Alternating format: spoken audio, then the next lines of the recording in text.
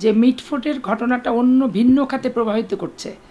যখন মারা গেল তার 2-3 দিন কোনো খবরই কিন্তু নাই, হঠাৎ করে এটা মানে একটা দানা বেঁধে উঠলো। এখন দানা যে বেঁধে উঠলো, আজকে দেখেন তারা 2 বন্ধু, তারা একসাথে ব্যবসা করতো, তারা পার্টনারশিপ ছিল, তাহলে তারা দলের সমর্থক আমাদের হতেই পারে। তা আমাদের দল কি বলেছে তুই যে ওই বন্ধুকে হত্যা কর? এটা দল বলে লাভটা কি? দলের ঘাড়ে দায় চাপায় ওই -2 ফর্মুলা আর দ্বিতীয় আওয়ামী লীগ আমাদেরকে বানানোর রাষ্ট্রীয়ভাবে সরকারের যে ষড়যন্ত্র এবং তার এনসিপি এবং জামাত ইসলামকে দিয়ে, এটাই হচ্ছে লক্ষণীয় বিষয়। আপনাকে এখন আর বিএনপিতে সক্রিয়ভাবে দেখা যাচ্ছে না, অথচ গত 16 বছর আপনি লড়াকু এবং প্রতিবাদী ভূমিকায় ছিলেন। অনেকে বলেন আপনাকে আপনার দল মূল্যায়ন করেনি। আমি প্রথমে আপনাকে এবং আপনার টেলিভিশনের যিনি নিয়ন্ত্রণকর্তা আমিনুল মোমিনিন মানিক এবং চেঞ্জ টিভির সকল দর্শক শ্রোতা প্রত্যেককে জানাচ্ছি আমি শুভেচ্ছা।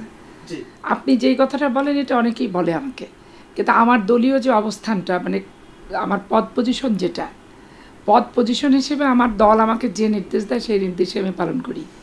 এখন দলীয় অ্যাক্টিভিটি বলতে তো 15 বছর ওভাবে গেল। তো 15 বছর তখন যানজীবন হাতে নিয়ে লাঠিপেটা খাইছি, রংপাড়ি খাইছি। 5ই জানুয়ারি 2014 সারা বাংলাদেশে কিছু হয় নাই, কিন্তু আমি কিন্তু পেপার স্প্রে প্রথম খাইছি গুলশান ভবনের প্রাচীর টপকাতে যে। আমি বিচারপতি শামসুদ্দিন মানিককে জুতাপেটা করে বার কাউন্সিল থেকে ধরে নিয়ে যে 3 দিন আমাকে ডিবি অফিসে, ক্যান্টনমেন্ট থানা সব জায়গায় রিমান্ডে রেখে ধরেন আমাকে 18-20 দিন হাজতবাস করিয়েছে। এবং 5ই জানুয়ারি 2014 পেপার স্প্রে যখন মারলো, ওই প্রাচীরটা যখন আমি টপকাতে গেলাম গেটটা, তারপর থেকে আমাকে 50টা মামলা দিল। সেখানেও কিন্তু আমি 4 মাস হাজতবাস করছি। তো এখন ব্যাপারটা হয়েছে কি, এমপি যখন ছিলাম, যে দায়িত্বটা যখন দিয়েছে যান হাতে নিয়ে পালন করছি। এখন আমার যে পজিশন, আমার কর্মীরা হচ্ছে আমার নেতা আর আমি হচ্ছি তাদের কর্মী। পদ যদি আপনি হিসাব করতে দেখেন সাংবিধানিকভাবে, তো স্বাভাবিক কারণেই আমার বিএনপির যে সংবিধান গঠনতন্ত্র, এই গঠনতন্ত্র মাফিক আমার যেখানে পোস্ট, আমাকে সেইভাবে যে দায়িত্বটা দেওয়া হয় সেটা আমি পালন করি। আর আপনি যদি বলেন বক্তৃতা বিবৃতি কেন পাই না, আসলে আমার যে পজিশনটা, এইটাতে ঢাকা শহরের কোনো মঞ্চে বক্তৃতা রাখার মতো পদ আমার নাই। যারা বক্তৃতা রাখে একটা বিশেষ ক্রাইটেরিয়া দলের, সেই ক্রাইটেরিয়াটা আমার নাই। আমি অঙ্গ সংগঠনের প্রেসিডেন্ট সেক্রেটারিও না, আমি সাংগঠনিক সম্পাদকও না, সর্বনিম্ন যে যুগ্ম মহাসচিব সাংগঠনিক সম্পাদক সেই পর্যায়ে আমার পোস্ট পজিশন নাই। স্বাভাবিক কারণে পোস্ট পজিশনগত কারণে দায়িত্বটা আমার উপর যতটুকু দেওয়া হয় ততটুকু।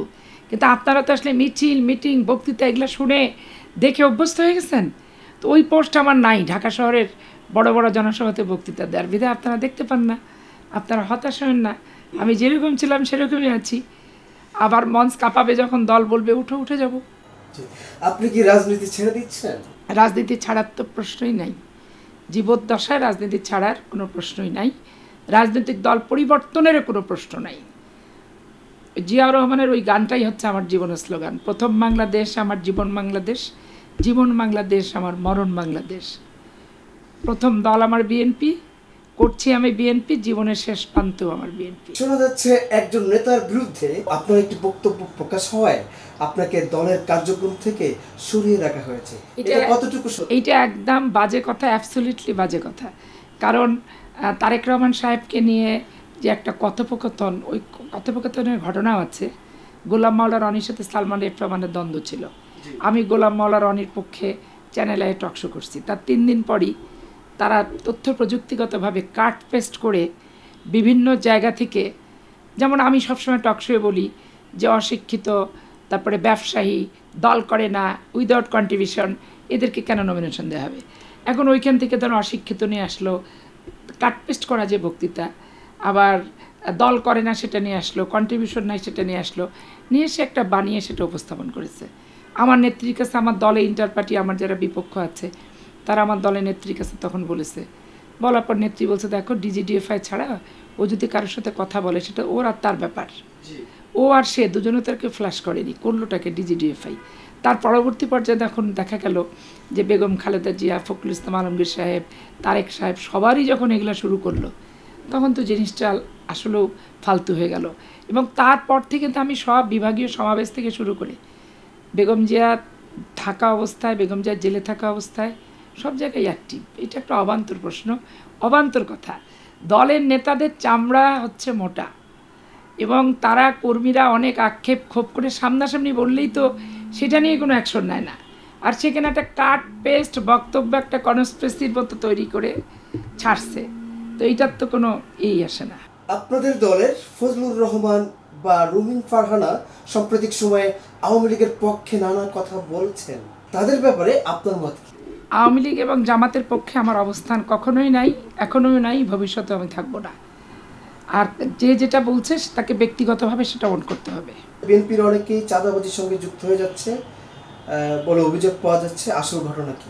বিএনপি চাঁদাবাজির সাথে যতগুলো তথ্য আসছে, দেখেন প্রথম আলো কিন্তু 4 দিন না 5 দিন আগে নিউজ করছে যে ওই যে পাটগ্রামে যেই ছেলেটাকে যুবদল বলে চালানো হচ্ছিল, যুবদলে তদন্ত করে দেখছে যুবদলের সাথে তার কোনো প্রকার সংশ্লিষ্টতাই কিন্তু নাই। তারপরে ধরেন যে বিভিন্ন জায়গায় যেগুলো চাঁদাবাজি প্রসঙ্গে বলছেন, ঢালাওভাবে বলে দিয়েছে কিন্তু সেটা প্রমাণ কিন্তু করে না। আমার কথা হচ্ছে বিএনপি চাঁদাবাজি করুক আর যে দলই চাঁদাবাজি করুক, কি সন্ত্রাসী চাঁদাবাজি করুক, প্রথম কাজ হচ্ছে যার কাছে চাঁদাবাজি করছে সে আইনের আশ্রয় নেবে। আইনের আশ্রয় যখন নিতে যাবে, এখানে প্রশাসনের নিরপেক্ষতাটা আমরা অবলোকন করব, যে প্রশাসনকে অবশ্যই মামলা নিতে হবে, আর মামলা নিয়ে আসামিটা ধরতে হবে, আসামিটা তো ধরতে যেতে হবে। তো ধরতে যখন যাবে, ধরে যখন নিয়ে আসবে, আমরা কোনো তদবির করছি না কিছু করছি, তখন সেটা বুঝবে প্রশাসন। তদবির যদি না করি তাহলে প্রশাসনের নিরপেক্ষ ভূমিকাকে তো আমরা স্বাগত জানালাম। তো এখন ঢালাওভাবে বলে দিল একজন, আর সেটা নিয়েই সব মানে চিলে কান নিয়ে গেল। আদৌ কান নিল কিনা, কানে হাত দিয়ে তো দেখতে হবে। বলে দিল যুবদল চাঁদাবাজি করে, টকশোয়ের বিষয়বস্তু হয়ে গেল। জামাত ইসলাম আর এনসিপির খোরাক হয়ে গেল এটা নিয়ে প্রতিবাদ সমাবেশ করার। কিন্তু বেসিক্যালি চাঁদাবাজি কে করেছে, যুবদলের কি পোস্ট, কার কাছে টাকা চেয়েছে, এরকম সুনির্দিষ্ট অভিযোগের ভিত্তিতে বাংলাদেশে কয়টা বিএনপি সহ অঙ্গ সংগঠনের চাঁদাবাজির অভিযোগ উঠেছে? মিটফোর্ড হত্যা নিয়ে আপনার মতামত? মিটফোর্ডের হত্যা নিঃসন্দেহে ন্যাক্কারজনক, অসভ্য, অশোভন, মর্মান্তিক, হৃদয় বিদারক।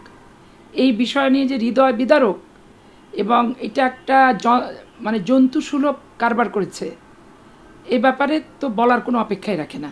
কিন্তু এখানে বক্তব্য হচ্ছে যে মিটফোর্ডের ঘটনাটা অন্য ভিন্ন খাতে প্রভাবিত করছে। যখন মারা গেল তার 2-3 দিন কোনো খবরই কিন্তু নাই, হঠাৎ করে এটা মানে একটা দানা বেঁধে উঠল। এখন দানা যে বেঁধে উঠল, আজকে দেখেন তারা 2 বন্ধু, তারা একসাথে ব্যবসা করত, তারা পার্টনারশিপ ছিল, তাহলে তারা দলের সমর্থক আমাদের হতেই পারে। তা আমাদের দল কি বলেছে তুই যে ওই বন্ধুকে হত্যা কর? এটা দল বলে লাভটা কি? দলের ঘাড়ে দায় চাপায় ওই -2 ফর্মুলা আর দ্বিতীয় আওয়ামী লীগ আমাদেরকে বানানোর রাষ্ট্রীয়ভাবে সরকারের যে ষড়যন্ত্র এবং তার এনসিপি এবং জামাত ইসলামকে দিয়ে, এটাই হচ্ছে লক্ষণীয় বিষয়।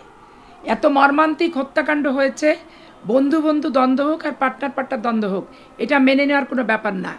ও বিএনপির লাইক মাইন্ড কিনা, কর্মী কিনা, সেটাও কিন্তু দেখার বিষয় না। ও একটা গুরুতর ফৌজদারি অপরাধ করেছে, অতএব ওকে গ্রেপ্তার করে শাস্তির সম্মুখীন এবং দ্রুত বিচার আদালতে দৃষ্টান্তমূলক শাস্তি, যাতে বন্ধু বন্ধু বনিমানা না হলে ব্যবসা ভাগাভাগি করে নাও আইন মাফিক, কিন্তু একজন আর একজনকে হত্যা করে তোমার স্বাদ মিটাবা, এইটা তো সিআরপিসি বলেন, সামাজিক অবস্থান বলেন, ধর্মীয় মূল্যবোধ বলেন, কোনোটাই কিন্তু স্বীকৃতি দেয় না। অতএব এইটা একটা আমাদেরকে যে অভিযুক্ত করছে এবং মিছিল মিটিং যারা করছে, এই বিশেষ করে শিক্ষা প্রতিষ্ঠান কেন্দ্রিক, এটা একবারে সুপরিকল্পিতভাবে বাংলাদেশের পানিটা ঘোলা করার জন্য, অস্থিতিশীল করার জন্য এবং নির্বাচন যথাসময়ে না দেওয়ার জন্য একটা পরিকল্পিতভাবে তৈরি করা সৃষ্ট একটা সমস্যা তাদের। দেখেন আজকে ছাত্ররা ভাগাভাগি করে মিছিল করবে কেন? তারা মিটফোর্ডেরটা মিছিল করবে, আর আমার যুবদলের ছেলে দৌলতপুরে 7টা গুলি করে পায়ের রক কেটে দিল, সেইটা নিয়ে কেন প্রতিবাদ তারা করবে না? তারপর আপনার লক্ষ্মীপুরের যে হুজুরটাকে, ধর্মীয় ইমাম সাহেবকে, ধর্মীয় মতবাদের পার্থক্য হওয়ার কারণে সে আজকে মৃত্যুর সাথে পাঞ্জা লড়ছে, তাহলে সেইটা কেন বলবে না? নারায়ণগঞ্জে এক হুজুরকে যেভাবে মত পার্থক্য হওয়ার কারণে ইসলামিক দলের লোকেরাই, অপোজিট পার্টি যেভাবে তাকে আক্রমণ করলো, সেইটা নিয়ে কেন প্রতিবাদ করবে না? ছাত্ররা হয় ছাত্রকেন্দ্রিক রাজনীতি করবে, ক্যাম্পাস কেন্দ্রিক, আর জাতীয় রাজনীতির প্রত্যেকটা অংশ যদি তারা অংশগ্রহণ করতে চায়, প্রত্যেকটা বিষয় নিয়ে তাদেরকে তারা অংশগ্রহণ করতে হবে, বেছে বেছে তারা অংশগ্রহণ করতে পারবে না। এখানে নিরপেক্ষ অংশগ্রহণ আমরা চাই, দৌলতপুরের ঘটনাকে তাদের প্রতিবাদ মিছিল করতে হবে, তাদেরকে মাদানী হুজুরেরটাও প্রতিবাদ মিছিল তাদেরকে করতে হবে। আমার হচ্ছে লালমনিরহাটের 15 বছর যে ছেলেটা ঘর ছাড়া ছিল, বাড়ি ছাড়া ছিল আওয়ামী লীগের অত্যাচারে, সেই ছেলেটা বাড়ি গেল এই সরকার পতনের পর। কিশোর গ্যাংয়ের 2 গ্রুপের মারামারির দ্বন্দ্ব থামাতে যে তাকে নির্মম নিষ্ঠুরভাবে হত্যা করেছে, তাহলে সেইটা নিয়েও প্রতিবাদ করতে হবে। সরকারের পক্ষ, সরকারের পয়সা আর সরকারের দলের ইন্ধনে শুধু বিএনপির নাম যেখানে আছে সেটা নিয়ে প্রতিবাদ করলে ছাত্র সমাজের ভূমিকা বিতর্কিত হবে। প্রকৃত ছাত্রনেতা তৈরি হবে না, দেশপ্রেমিক ছাত্রনেতা তৈরি হবে না, গণতন্ত্রের জন্য লড়াই করা ছাত্রনেতা তৈরি হবে না। ওই পকেটস্থ ছাত্র সংগঠনই হবে, পকেটস্থ ছাত্রনেতাই হবে, বেসিক্যালি সার্বজনীন ছাত্রনেতা হবে না।